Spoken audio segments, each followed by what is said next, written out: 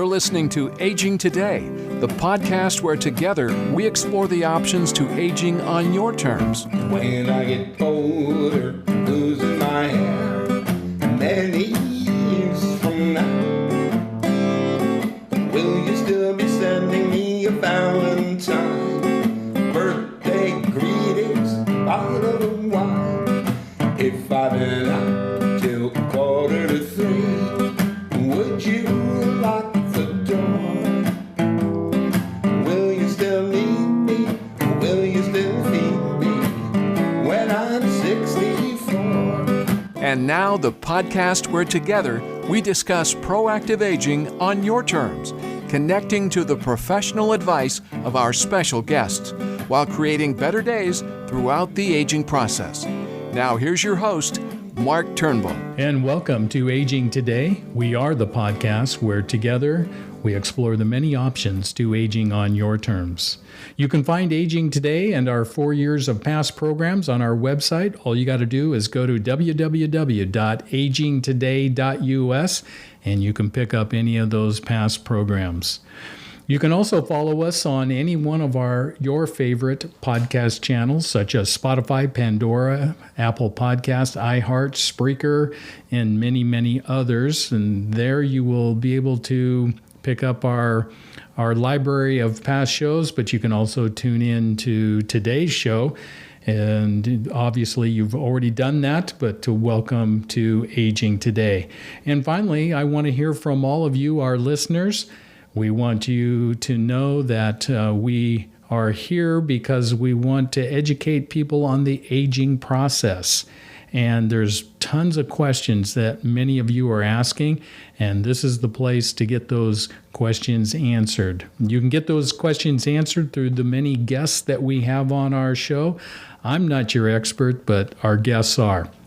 And we'd like to hear from you and share with us. Maybe you've got an expert that you know that would be a great guest to have on our show, or you have a questions. All you got to do is contact me, your host, Mark Turnbull, at mark@agingtoday.us. That's once again, the way to contact me is to email me at mark@agingtoday.us. Well, we've got a great show scheduled today, and here to join us in the studio is Diane Leveton. Did I pronounce that correct? Pretty good. Yes. Yeah. So, Diane, welcome to Aging Today. Thank you, Mark. I appreciate you inviting me on the show. Yeah. So, I'm excited to hear about your story and what it is that you're doing. But before we do that, let's dive into a little bit of your past. What brought you to be a life transition consultant?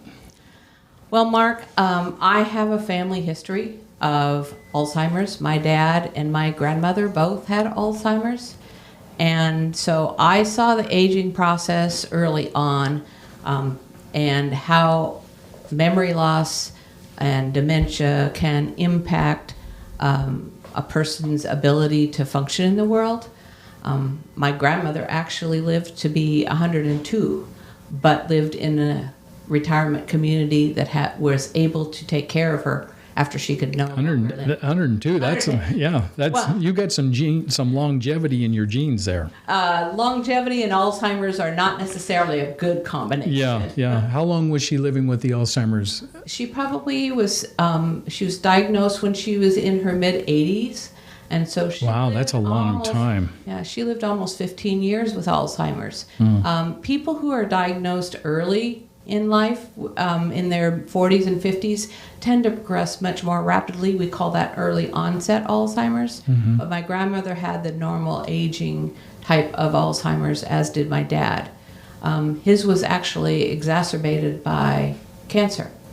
So I saw that firsthand, and when I was in transition career-wise, because I was originally in the clothing and textiles industry, did leather tailoring for a number of years, and then wanted to change careers after my dad needed more care.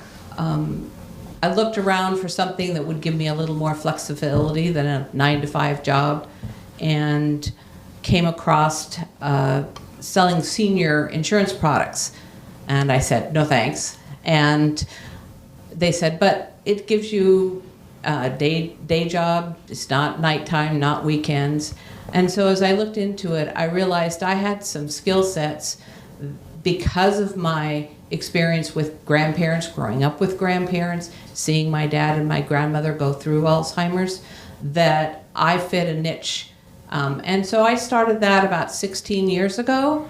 And it's progressed from being just a salesperson to more customizing the options for care products to the person and meeting their needs. That means finding good Medicare insurance, what is important to them, making sure their drugs are on the prescription list, making sure they're able to see their current doctors with the new Medicare plan.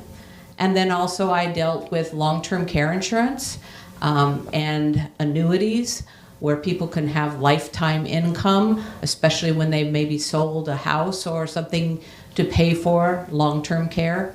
A lot of people don't realize how much that can help their financial situation down the road. So that was the impetus of how you got started was, experiencing what your parents were experiencing. Yes, absolutely. Yeah. And I think that, that's how, we've grown in our business. We've grown as, in the aging process. We begin to see the loved ones around us and the needs that they have. And it's just a matter of reaching out and meeting those needs. Yes.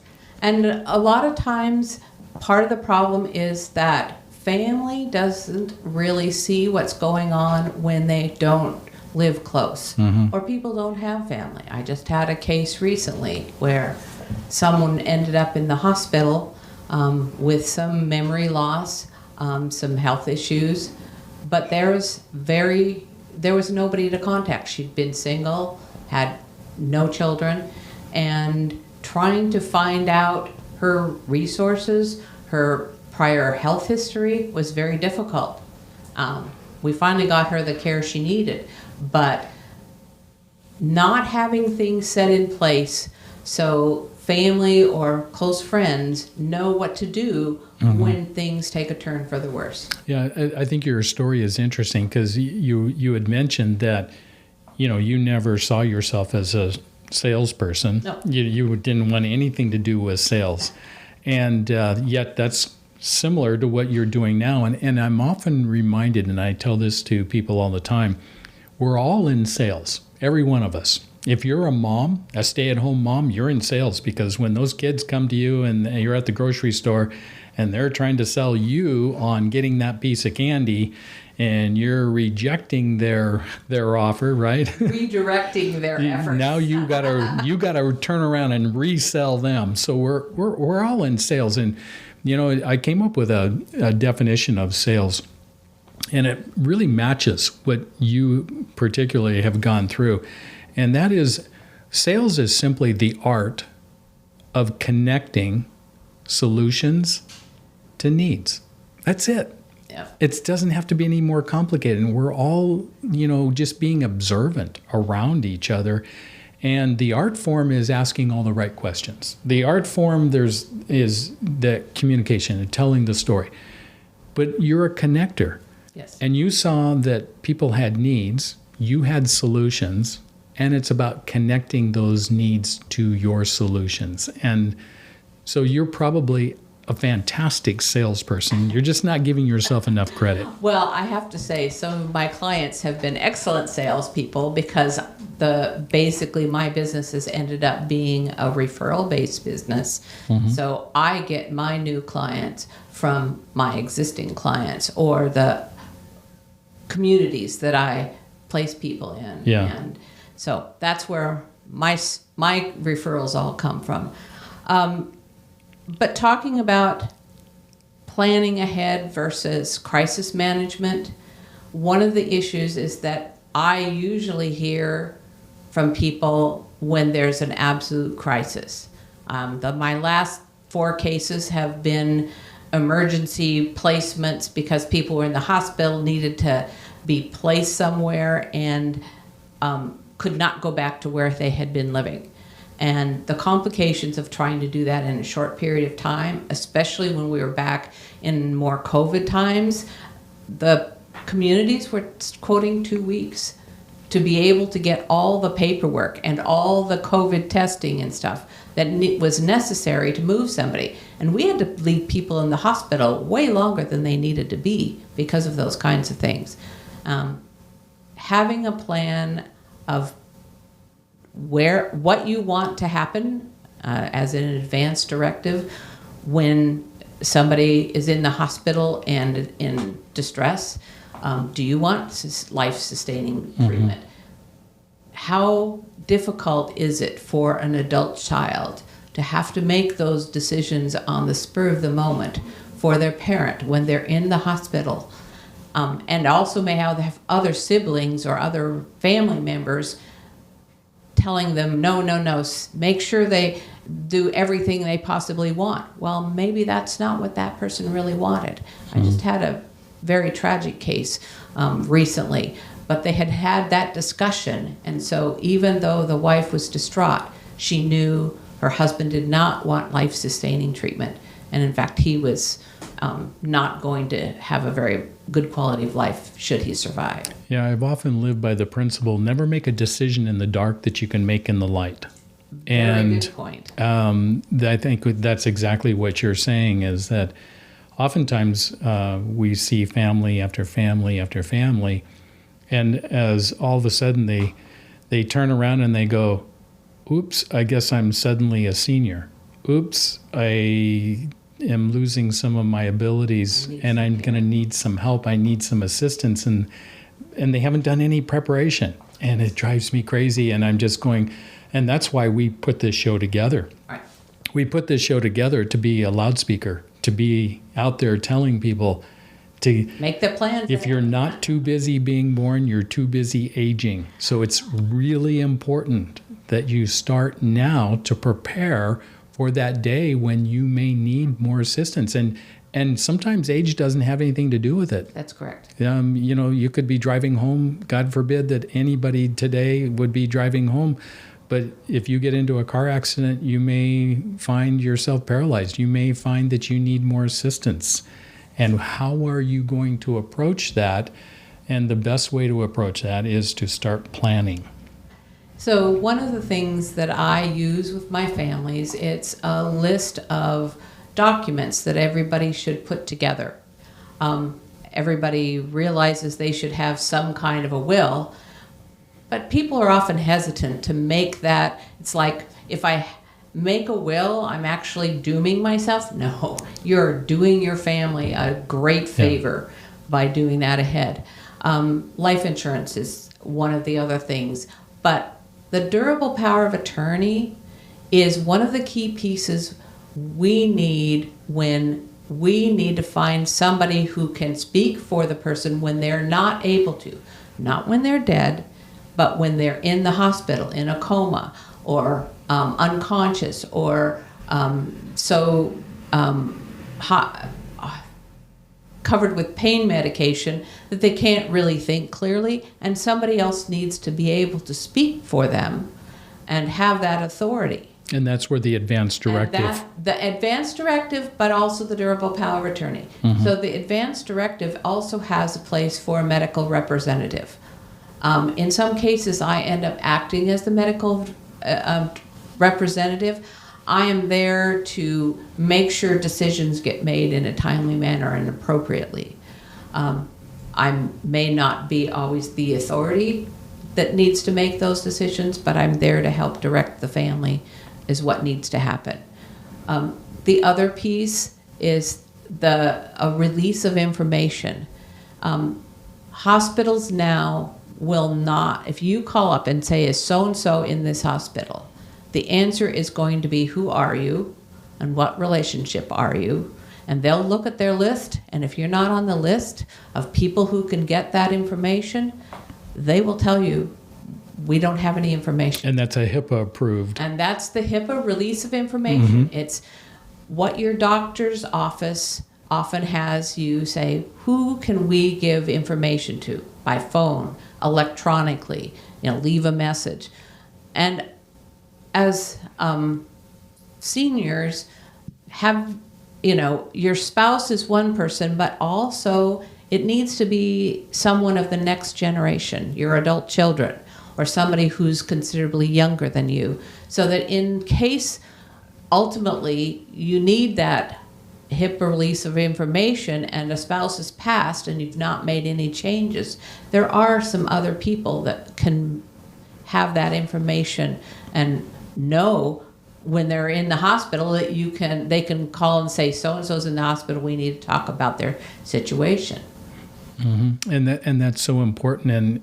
And I think, how would you go about instructing people to, get their families together and start putting all of that on paper so that everybody is aware of what their role is to be when mom and dad get to that place? Well, we always recommend that families do get together and have sort of a care conference ahead of anything needing to be done.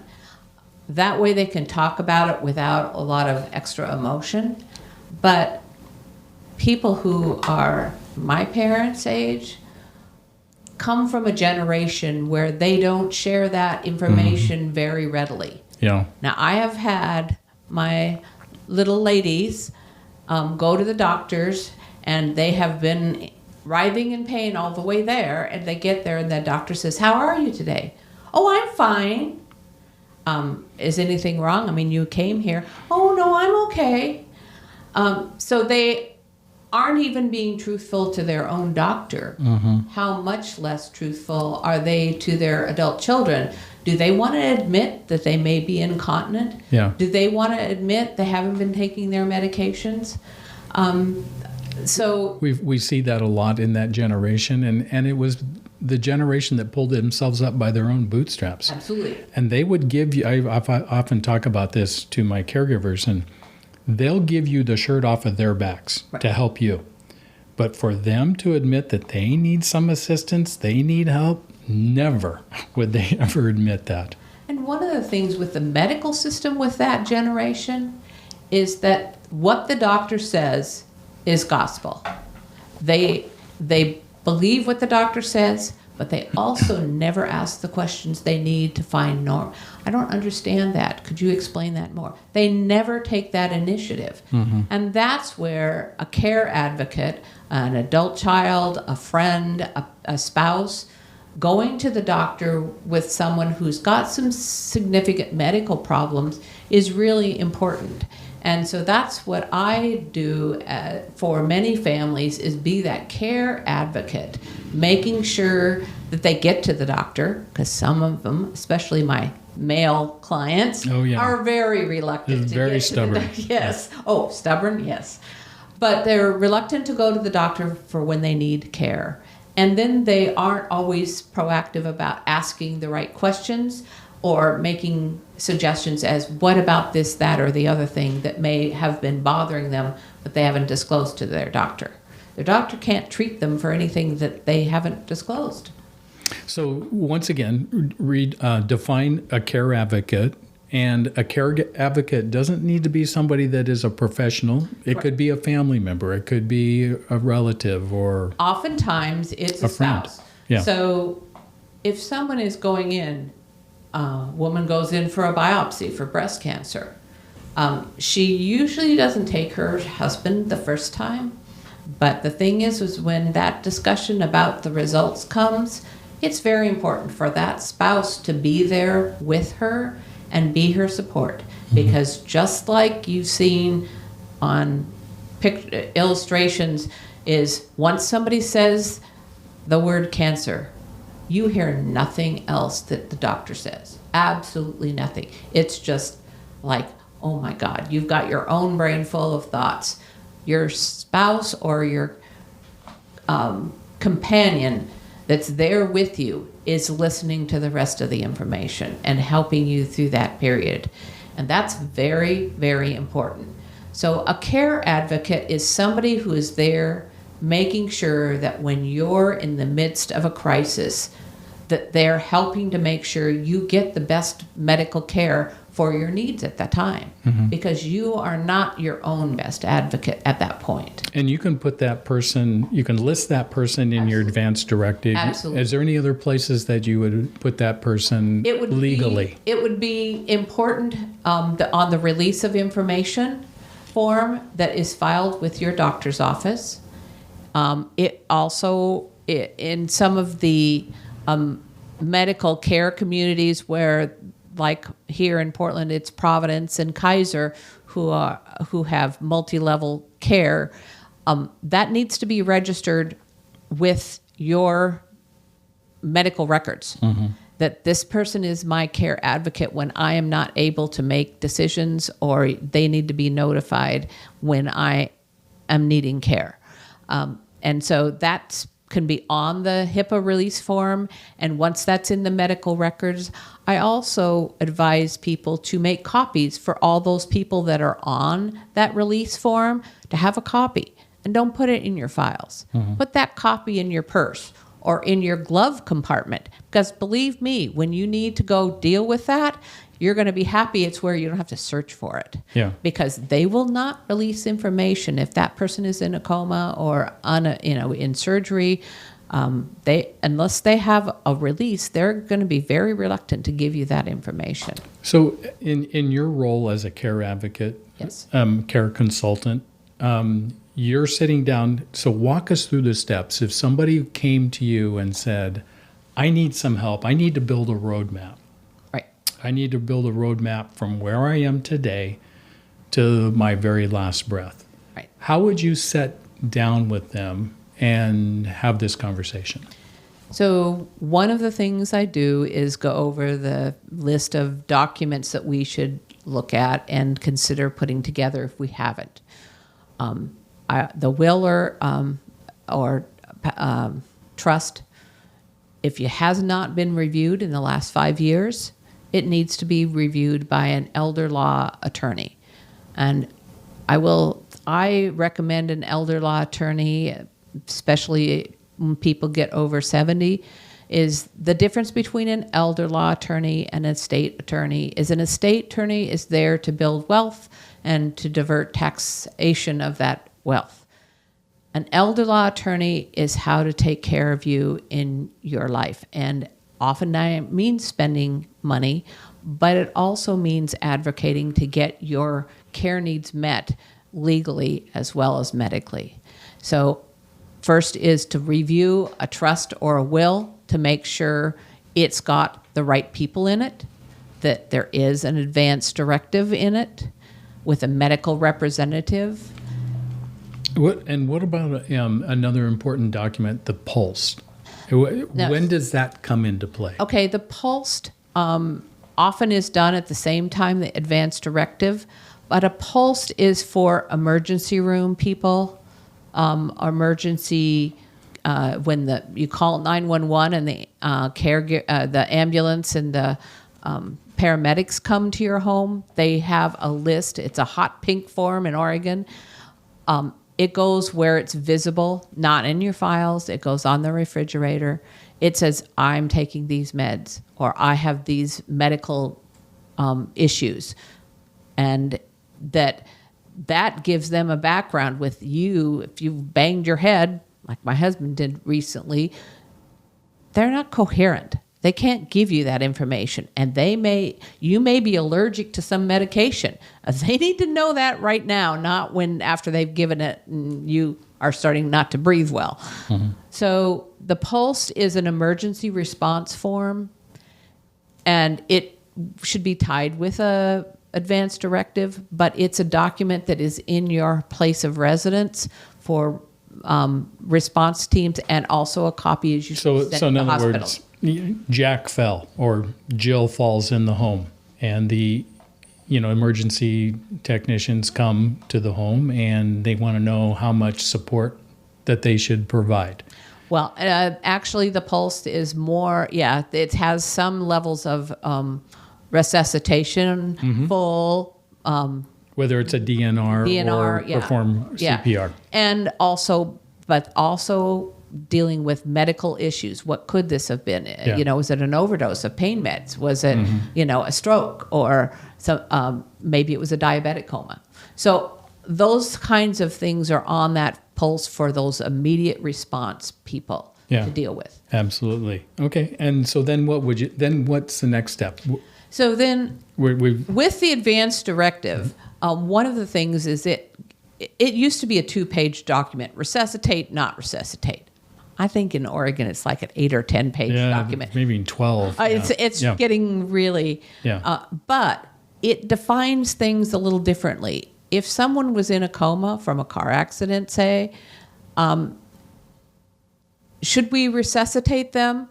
Well, if we don't even know what the outcome's likely to be, absolutely.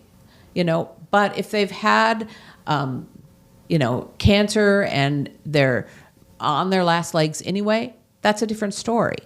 So it's splitting the hairs a lot more, so it's not just black and white. We go through all the shades of gray of care, of nutrition, of hydration, medical intervention, breathing apparatus, in very, very succinct situations. It makes it a whole lot easier for families to go through that, and they can go through it together as a family. They can review it with their doctor, and the person who's going to be that healthcare representative, the person who's going to be most in charge of healthcare, should be one of the people that is consulted as we go through that, so they know why and how to treat this person in a medical crisis. Okay, so you're sitting in my living room and you've helped me to, first of all, get all my medical documents in order. Right. And we've talked about a will, we've talked about a pulse, we've talked about the advance directive. Make sure that you get an elder law attorney to help you formulate all those things together. And maybe it's just a modification of some of the things you already have in place, but it doesn't hurt to relook at those every 5 years because people change, people's needs change. And then one of the things that... Because you could start out with maybe perform CPR, right? But now you're at that place where I want to do not resuscitate. I have a client. So you can change that. I have a client right now. We're going through that with his father. And he said, you know, he's in pain. He's got pain meds all the time. I'm concerned about that, but he does not want to go through surgery anymore. He's had cancer. He's had surgeries. He doesn't want to do that anymore. Enough is enough. Yeah, exactly. Let's let nature take its course. Exactly. Okay. And so those are the kinds of things that's important to let people know. And then one of the things we want to do is talk about finances as well, because we need to make sure that there is some kind of plan in place for taking care of them financially, because as you have talked about, care is expensive when it's not the kind of care Medicare takes care of. Assuming people are 65 and older that we're referring to. Because Medicare takes care of the immediate medical needs. It does not take care of the long-term care needs. We're talking about home care, $25 to $40 an hour. What if you're doing that 8 hours a day or 24 hours a day? I have had some clients have care 24 hours because they said they'd promised their spouse they would never make them go away from home. Mike, this was 5 years ago. They were spending $20,000 a month in care, having caregivers at home. And you know what? That wife says, I don't feel like I'm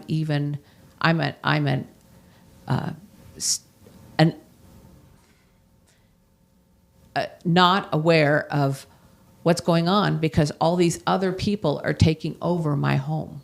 I am just a prisoner in my own. It can be invasive, and that's the biggest fear that seniors have oftentimes is inviting a complete stranger into your home. Well, and we've had situations where people needed care and the family set it up, and then the person says, I don't like people coming into my home anymore. I'm going to cancel it. More than a few times, you know about that. Yeah. But the thing is that are there other options? The best time to explore those other care options are when you are able to go ahead and make those choices on your own. So it goes back to my saying, better don't make a decision in the dark that you can make in the light. Plan ahead. Plan. And I talk about planning ahead versus crisis management. The thing is that I've had recently, my clients needed a higher level of care once they had been in the hospital. They had not done any looking at care communities. They didn't know whether they wanted assisted living or home care, or they needed an adult care home or memory care. They hadn't looked in any way. The families didn't know anything about what care options were available. And when that person needs to move out of the hospital right now, you have to only go where there's availability. And that may not be in your neighborhood or in the area you want it, or for the price you want to pay. So it's important to have those conversations ahead of time. My grandmother, the one that had Alzheimer's, actually moved into a retirement community. This was back in the 60s, dating myself. But she moved in when they built a new retirement community because they said, you buy in, we will take care of you for the rest of their life, which they did, which was a long life. But she moved in at 65. She was independent. She only had a small studio apartment because that's all she could afford. But she had the advantage of going on the trips they had, going to all the activities that were going on, playing bingo, and going to the symphony. They took a bunch of them to the symphony or to the other sports events. So she was able to take advantage of all those things that the communities offered when she was able to enjoy them. If you wait until you're coming out of the hospital, you've broken a hip, you're in a wheelchair, you're not going to be socializing as much and enjoying the activities as much because you have waited until a crisis has hit. And when you're in crisis, taking pain meds, you're not going to feel like socializing very much. So the idea is to think about what you might want to do down the road and then figure out a plan for paying for it. A lot of people aren't aware of the costs of these things. And right now I'm having people with a little sticker shock because since COVID and the new wage increase nationally, costs of care have gone up in a big jump. Yeah. And so understanding where that money is going to come from ahead of time is going to make you feel more comfortable. And that's one of the things that I help people do is figure out not only what kind of care they need, but how are we going to pay for it? Yeah. Prepare for the costs of aging. Yes. And there is a cost to it.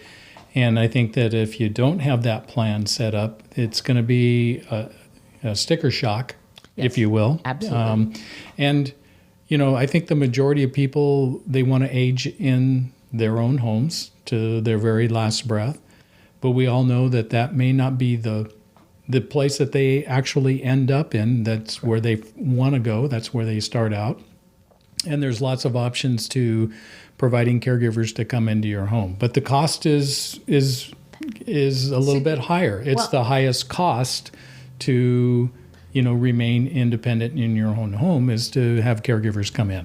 And many times people can do well with having a caregiver come, you know, for 3 or 4 hours in the morning, maybe 3 or 4 hours in the evening, or maybe just a few hours every day.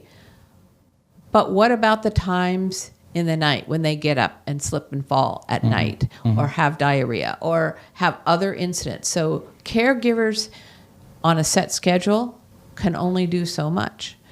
If you're in an assisted living, you're only paying for care when you need it. And they are available 24/7. So sometimes when we talk to people about their options, we talk about the difference between in-home care for periodic care, and that works very well for someone who may have need some physical assistance, getting dressed, bathing. Those are things that are timed throughout the day. But it's people who have mobility issues that, such as balance issues and falls, that can occur at any time, day or night. Those are the people that do better in a setting where there is care provided 24/7, but they're not paying $25 to $35 an hour for that care. Yeah. You're listening to Aging Today with your host, Mark Turnbull. We'll pause for a moment and hear more of Mark's discussion with Diane Leveton on how you can become a care advocate. Sometimes I'd like to smack old age right in the kisser. Ow. Oh yeah, still got those moves. I will be fabulous. Comfort Care can help with as much or as little home care as you need. From medication reminders and meal prep to everyday chores and errands. Let us create your personalized care plan and find the perfect caregiver match so you can live your best life possible. Call Comfort Care at 503-636-0417. A Did You Know moment from Comfort Care Home Care of West Lynn. Did you know people are frequently puzzled by statements they hear about older adults and dementia? If you have an aging loved one with dementia, chances are you may be confused yourself. Let's untangle serious misconceptions often heard about dementia. Alzheimer's versus dementia. What's the difference? You may have heard someone say, dementia? No, my mother has Alzheimer's, not dementia. However, the accurate way to explain it would be dementia? Yes, my mother has Alzheimer's disease. Here's why. Dementia is marked by a decline in mental abilities, including memory disorders, personality changes, and impaired reasoning. There are many types of dementia. Alzheimer's disease is one of those many types of dementia. Alzheimer's symptoms are distinct and specific. Alzheimer's disease is the most commonly diagnosed type of dementia. Therefore, all Alzheimer's disease is dementia, but not all dementia is Alzheimer's. Think of it like all poodles are dogs, but not all dogs are poodles. Still confused? Call Comfort Care of West Lynn. We can help. This message was another Did You Know moment for living your best life possible.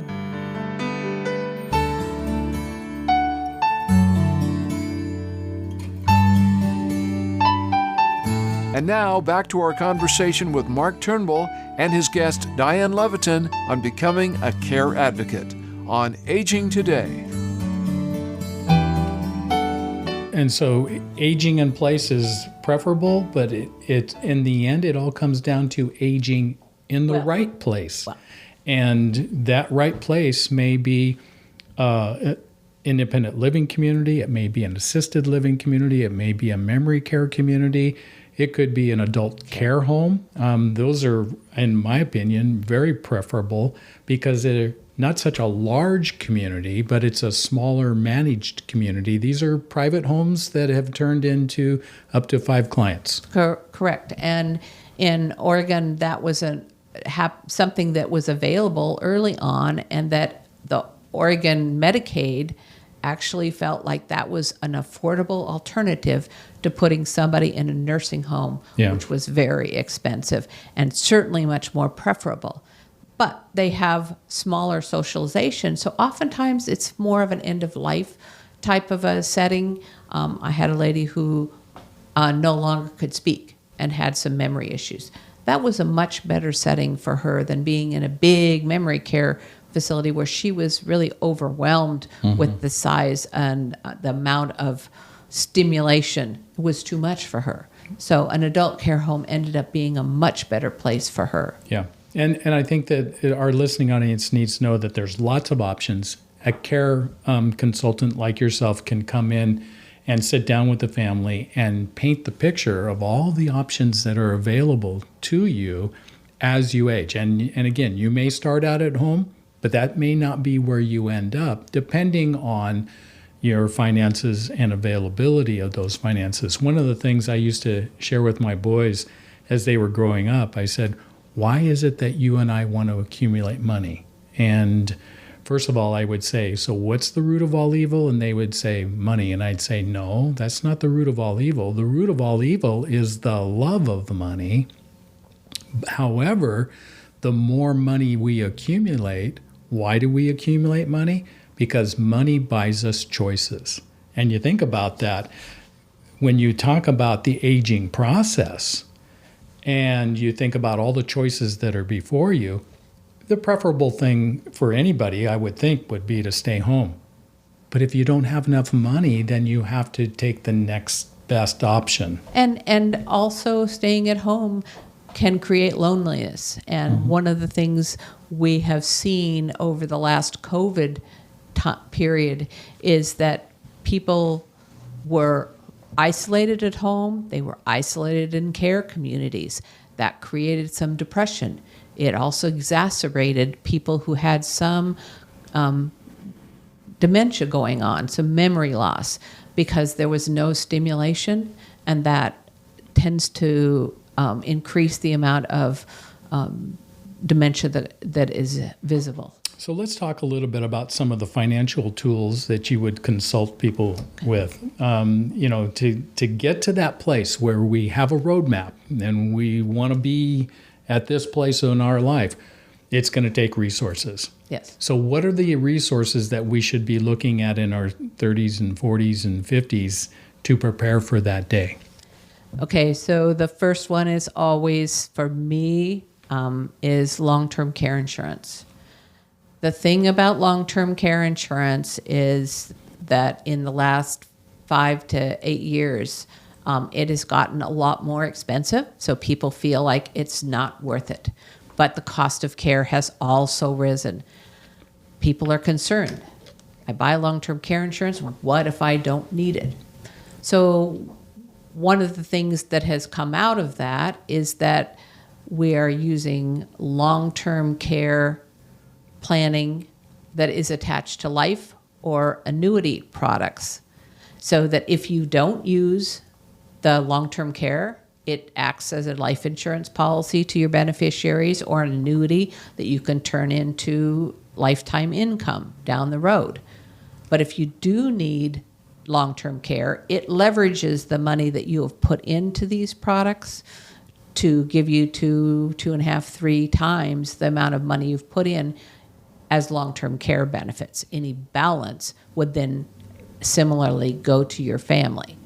But the ratio of cost to benefit is smaller for those types of products because you're going to get benefit one way or another out of them, where long-term care insurance leverages your dollars significantly. However, like other insurance products, your car, your homeowner's insurance, you may not end up needing the benefit. However, 2/3 of people who live past the age of 65 are going to need long-term care of some sort. And usually it's at the very end of life.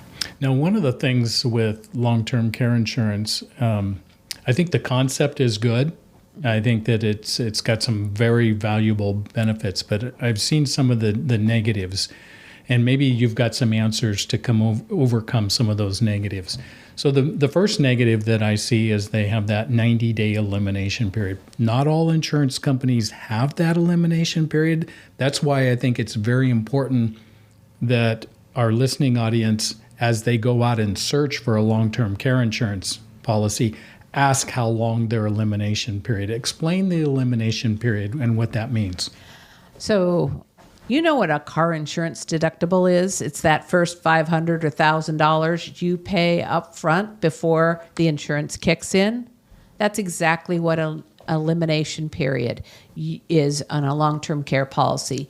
You pay for the first 30, 60, 90, 100 days. I even had somebody who, in trying to lower the cost of their increased insurance for long-term care, switched it to 180 days. Ooh. And it's like, that's where you want to call me when they give you the increase. Don't do that. Don't do that. I'll tell you not to do that. Yeah. My preference is to use a 30 or 60-day elimination period, and for them to understand that that is cash that they're going to have to come up with ahead of time. And in fact, because these are reimbursement policies, when I'm dealing with claims, as I am on a number of my clients right now, you need about double the elimination period of money readily available to you because you have to satisfy the elimination period, and then you also have to be filing the claims so they can verify that you've been receiving those kind of care benefits. And then once you've submitted that for the month that you are eligible, then it's towards the end of the following month that you're actually going to get reimbursed for those costs. And at that point, you're going to be paying for the next month of care. So you need, I say, between 3 and 6 months of the cost of your care in an accessible checking or savings account. Even though you're going to be using long-term care insurance, it's a rotating thing. You're getting reimbursed for care you've already paid for. And so with the elimination period and that reimbursement portion being delayed, to the middle of the following month that you've paid for, you're going to want to have those kind of reserves on hand. And we always have that discussion when we're doing a claim. Perfect. So when you're looking for a long-term care insurance policy, ask the question about the elimination period. The other concern that I have with long-term care insurance is the daily benefit of what it's available. And so that's another question that people should be asking, because sometimes the daily benefit is $100 a day.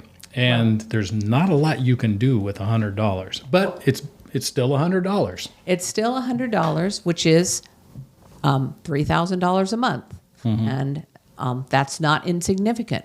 If you have a lot of other income, because we don't want to talk about assets because those get depleted. But if your other income, you have a good pension, your Social Security is pretty high, those kinds of things that also are going to be lifetime benefits for you, then maybe you only need $3,000. But what people often don't know, who remember, I think it was $100 a day I had on my policy. And what kind of inflation benefit did you have? I don't know. So when I do a sit down for getting ready for a claim, we call up the insurance company, put it on speakerphone, and what is the inflation portion of that policy? And they say, well, it was 5% simple or 5% compound. And so what does that do to the daily benefit of $100? Oh, it's now $225 a month, a day. We're talking about $6,500 a month now. Yeah. That's going to pay for a lot of care. Yeah. So understanding that, yes, there's a daily benefit. It should be reflective in what your pension expectations are going to be, Social Security and whatever retirement pension you have. It could be income off of properties that you own. But the less income you have, the more you're going to want to make sure that benefit is high enough. Because if it's not, you will end up using Medicaid in the long run, and they will use your existing amount and then tack on the Medicaid. And I want to talk a little bit about Medicaid, but we're going to save that one for a little bit later. Sure. So I want to finish up with long-term care insurance. Sure. And so the third thing that I find that people need to be aware of is the balance that they have. And I've seen it over and over again. So let's say you've got a $200,000 benefit in total, or $300,000 or whatever it is. And I often go to the hospital or to the rehab, and when somebody's looking for in-home care, and they have long-term care insurance, and they maybe have a 30-day elimination period that they can start. So they're going to have to spend out of pocket now for that 30 days for my care, for the caregivers to come in, or maybe they're going into a long-term care community, it's the same thing, before that policy kicks in. And inevitably, that generation, I'm talking about my mom and dad's generation, they're 91, the Depression babies, they're going to say they're savers and they're savers and they're savers. And I have gone to several seniors, and they're 92 years old. They have a long-term care insurance policy, and they're not wanting to start it. They're going to save it for that rainy day. Yes. And I look at them and I go, It's pouring out. it's pouring outside. You've got $300,000 at your disposal for your care. And they go, well, we don't need it just yet. Yeah. Yes, you do, because you're never going to spend it if you've got a $100 limit on it that you can spend every day. Yeah. You're going to outlive. The policy is going to outlive you. Right. So talk about that. So what I say is you have spent about this much money, $20,000, $30,000 in premium over the life, and you wanted to use it. How would you feel if you spent that money, had those benefits available, and didn't go ahead and use them? You can pass your existing money on to your family.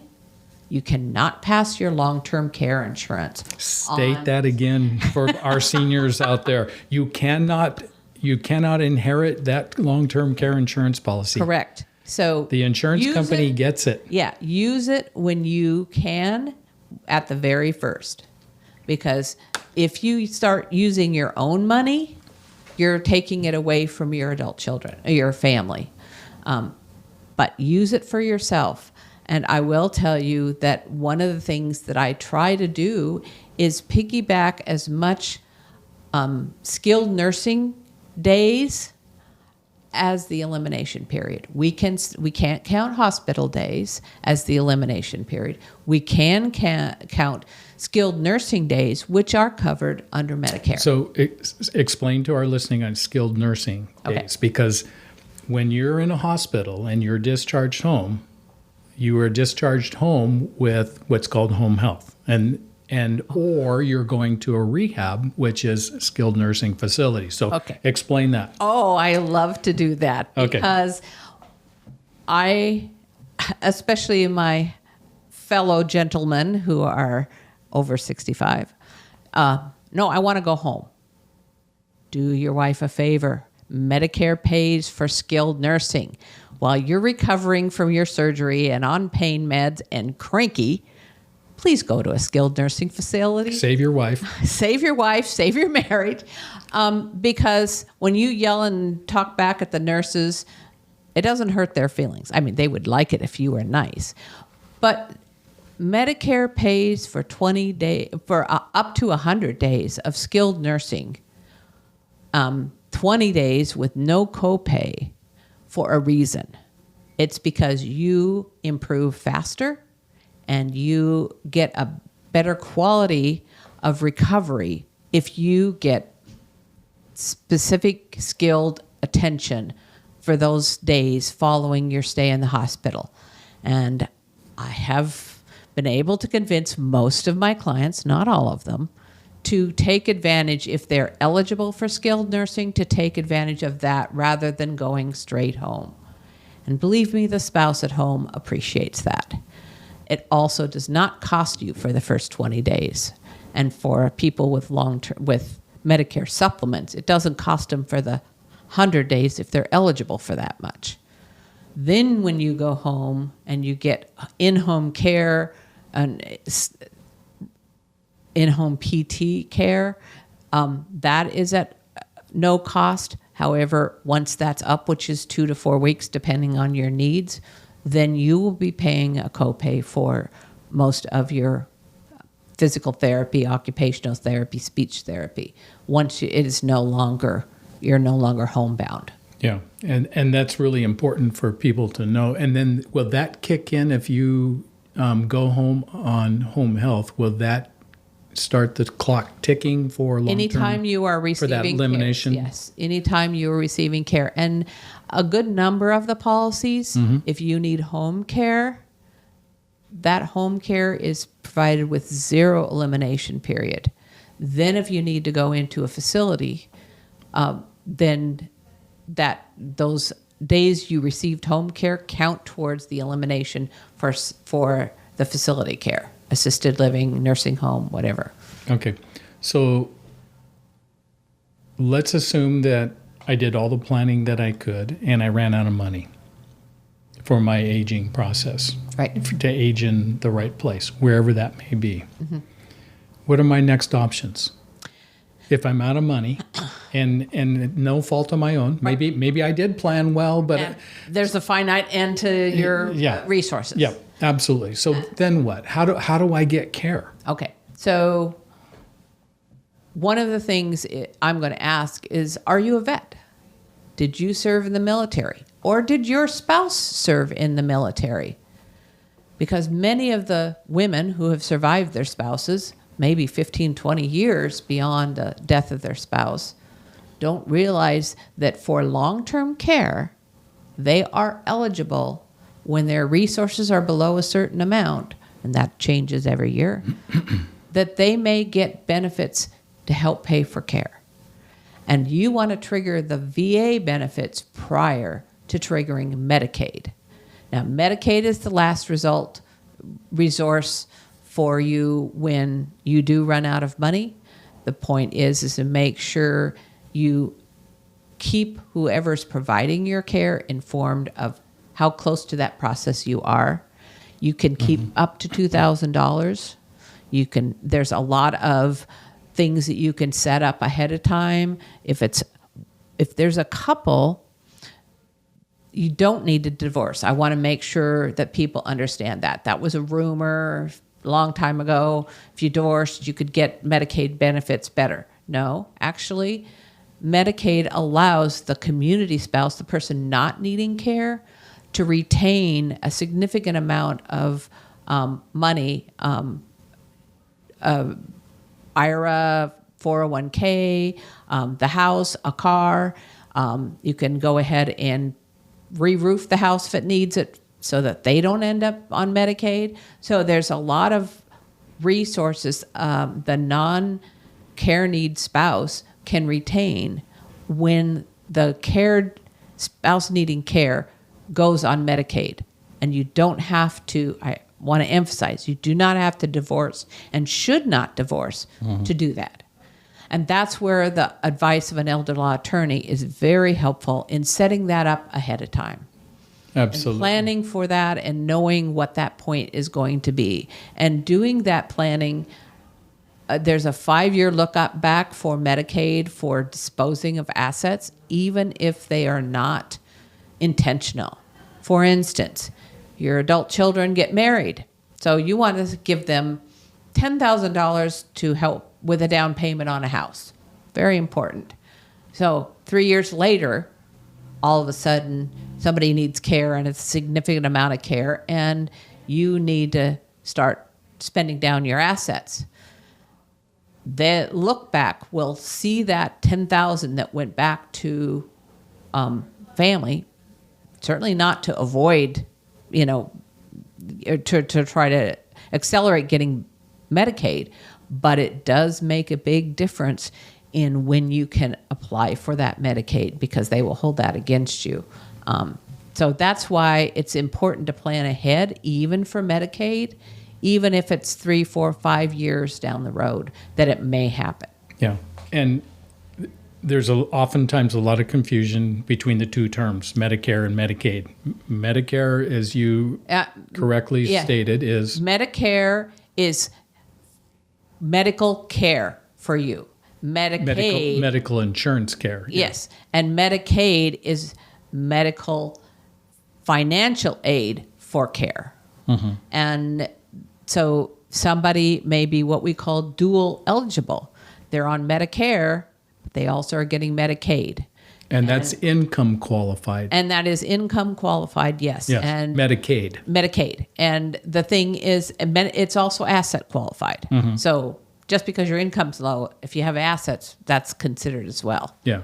Except for you can own your home and you can own a car. Right. But that's pretty much it. I mean, and then if you have, let's say, $300,000 in the bank, and you have and then you spend that down, they'll tell you you have to spend that down in order to qualify for Medicaid. Correct. Yeah. And oftentimes people may have a spouse in a house that's not on Medicaid, and that spouse dies. All of a sudden, the value of that house becomes that spouse's deal, and they end up off Medicaid and have to spend down all the assets that are left.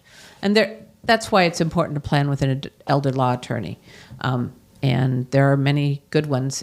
There's a NAELA, National Association of Elder Law Attorneys. It's a nationwide website. It's an organization. You can look up elder law attorneys in your area. Yeah, sounds good. Is there anything else when it comes to, so we've talked about the right documents in preparation for pre-planning.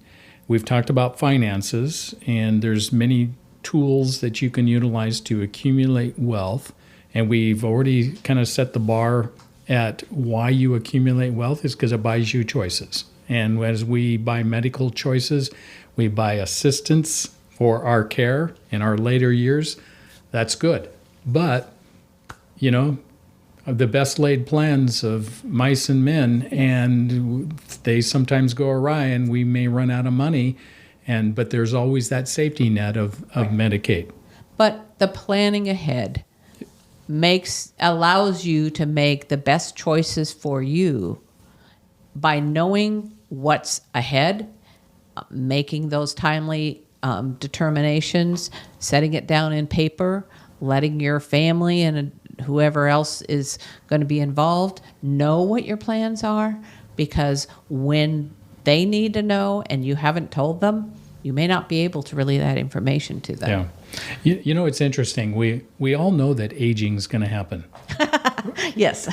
But none of us really prepare for it because we're all in denial. I think that's probably what it is. But when you sit down in somebody's living room and you've gone through the documents that are most important, you've talked about the finances and making sure that you've got a good, roadmap ahead. Mm-hmm. And then there's terms out there, the aging terms that are very confusing to a lot of people. And we're running out of time on the show, so sure. We'll have you back for sure. Okay. but let's conclude with this. I want you to talk a little bit about some of the terms that are confusing to a lot of people so that we have some definitions there. Sure. Talk about dementia and dementia diseases, and then talk about we'll call them the 3 Ds: dementia, delirium, and depression, and how that all plays into the aging process. So we have probably seen a bigger national, even global depression with COVID. Being in your house, not being able to visit friends, not being able to do the activities you're normally used to doing has caused a lot of depression. Now, recognizing depression, not wanting to get out of bed, not wanting to do the things you need to keep yourself healthy, exercise, eat properly, take your medications, sleep disturbances, all those are indications of depression. If you talk to somebody about depression, your doctor, even friends, getting help, overcoming it, medications can help. Just having a buddy system we're going to go walk. I don't feel like walking. We're going anyway. Those kinds of things are really important. The problem with depression being untreated is that it can lead to dementia and Alzheimer's. Now let's talk a little bit about dementia. Dementia is the umbrella for all kinds of cognition diseases, including Alzheimer's, Lewy bodies syndrome, frontal lobe dementia, vascular dementia. But Alzheimer's is 70% of all types of dementia, so we tend to use that as the global term when actually dementia is the global term. Mm-hmm. Yeah, it's very confusing to a lot of people. And one of the things that I've run into several times, and especially recently, is delirium. Now, delirium is a temporary situation. It comes from a stressful situation, typically institutional. So if somebody's been in the hospital, maybe in skilled nursing for a long time, they develop, it looks just like dementia, but it's temporary. And when the situation resolves from being in the hospital, going back home, it can resolve, and it is not a long-term situation. However, it can be mistaken for dementia, and people can end up in memory care and then become better and not need to be in memory care anymore. So it's very important to see a cognitive decline after a stay in the hospital or a very severe illness, to make sure that you're not assuming it's dementia, which is permanent and progressive, but might be delirium.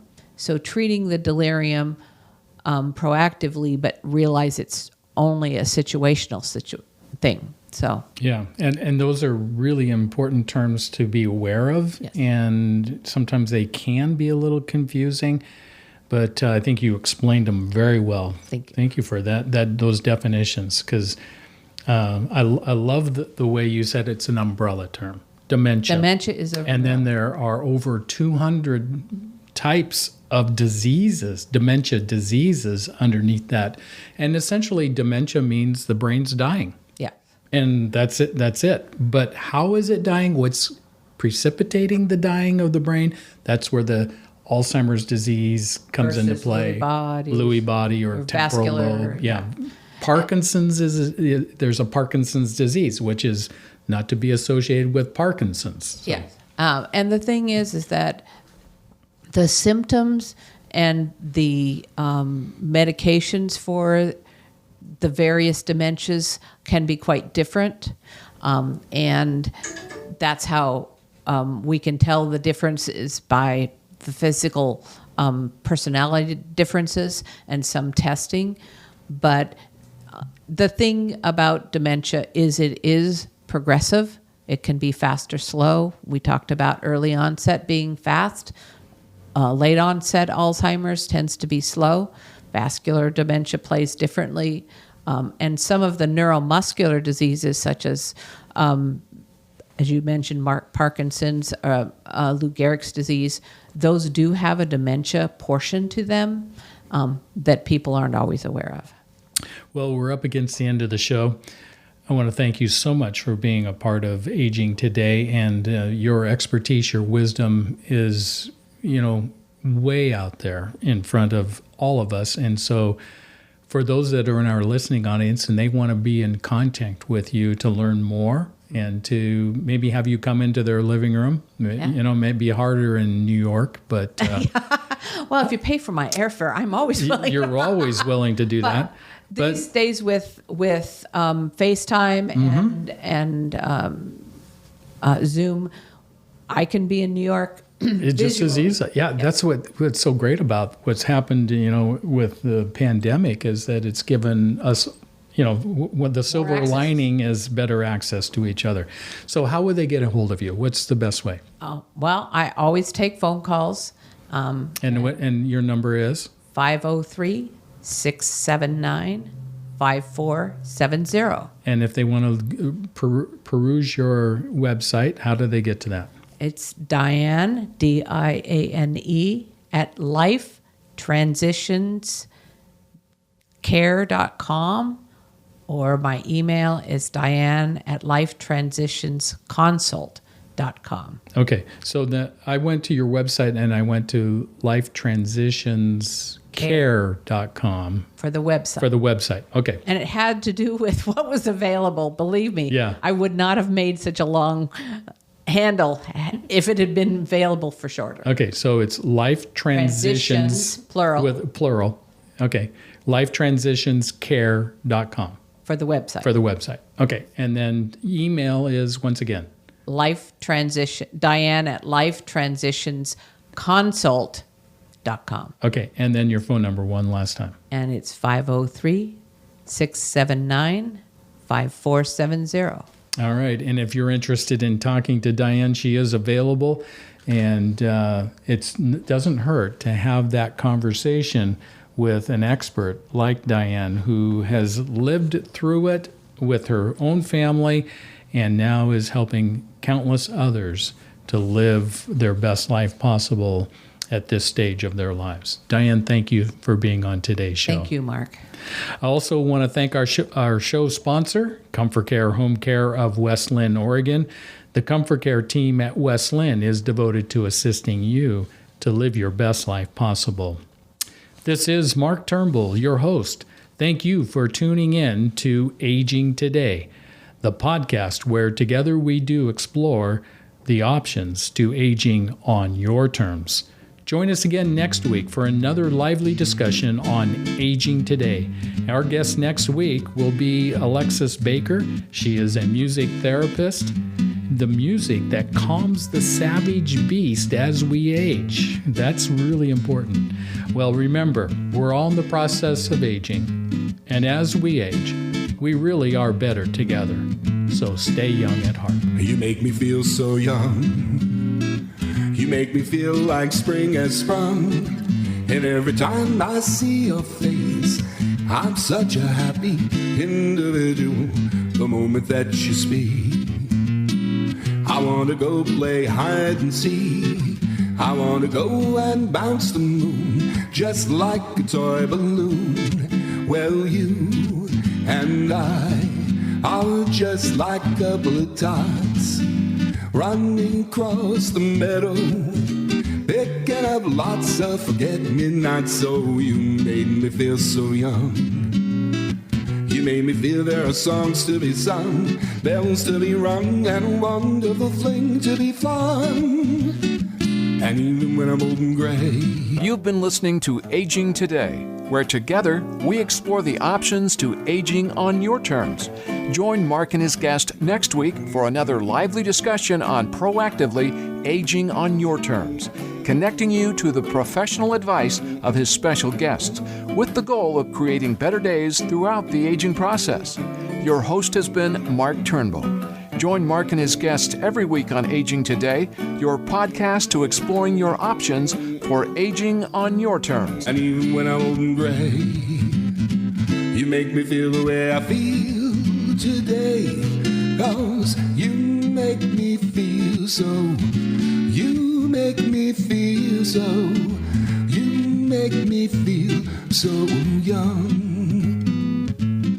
So young. You make me feel so young.